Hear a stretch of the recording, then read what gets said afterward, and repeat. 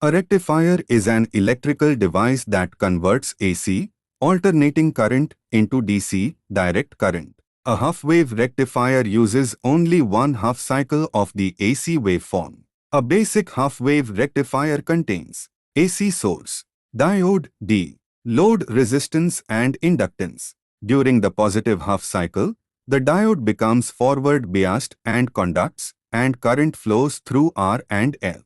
During the negative half cycle, the diode is reverse biased and blocks, so no current flows. Thus, only half of the AC input is used. Input AC, a sinusoidal wave having both positive and negative halves. Output DC, half wave.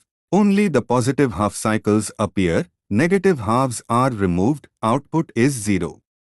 This output is for resistive load. Now if we increase the value of resistor, output waveform will change. Now for the inductor.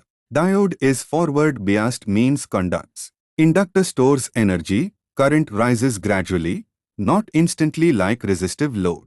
Output voltage across load similar as input positive voltage. During negative half cycle, diode becomes reverse biased. But the inductor does not allow the current to drop suddenly. It forces current to continue in the same direction, creating a reverse voltage.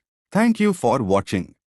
If you found this explanation helpful, don't forget to like, share, and subscribe for more electrical engineering videos.